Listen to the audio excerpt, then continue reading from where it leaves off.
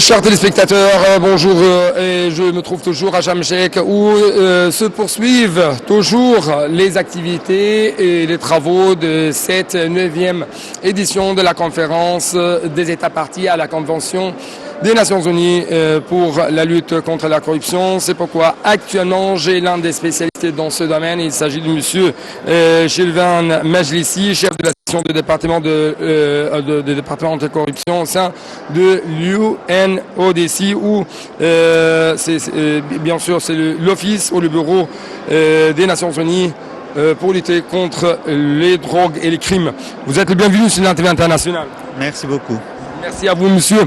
Et bien sûr, nous allons parler un peu plus des résolutions qui seront adoptées dans la session finale de cette édition. Donc, pour commencer, ce sera donc une résolution qui va parler, si je peux dire, de la coopération internationale. Oui, en fait, il y a un total 8 résolutions qui seront adoptées, on espère, demain. Dans le contexte de la Convention, dans la conférence des États membres de la Convention.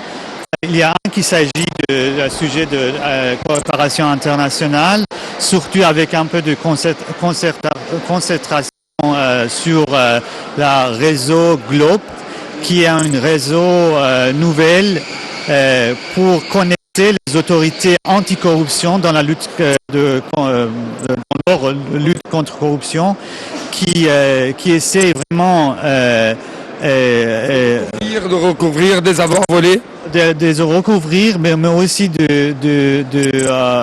encore améliorer la coopération internationale dans ce domaine, qui est vraiment une domaine qui a besoin de plus de... Oui, tout à fait. J'aimerais bien parler d'une autre résolution qui va porter sur les volets ou plutôt qui va porter sur les avoirs ou les biens volés. Donc, quels seront les principaux axes de cette résolution? Il y a toujours traditionnellement une résolution dans le contexte de la conférence qui se concentre sur ce sujet très important de recouvrement des biens.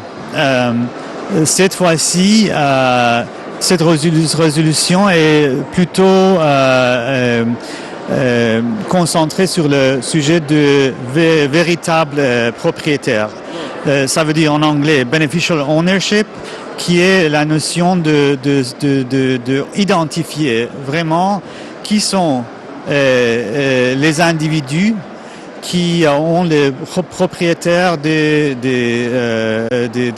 avoirs ou des corporations qui sont impliqués dans les cas de corruption. En ce qui concerne l'éducation, quels seront donc les principaux axes de la résolution adoptée? Oui, il y a aussi toujours une résolution sur le sujet de l'éducation. Cette fois-ci aussi.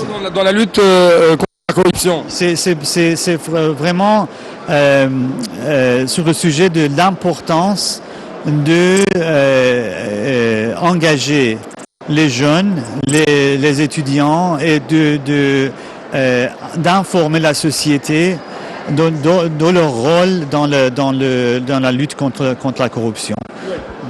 Donc il y a d'autres résolutions qui vont être adoptées à propos de la prévention contre la corruption.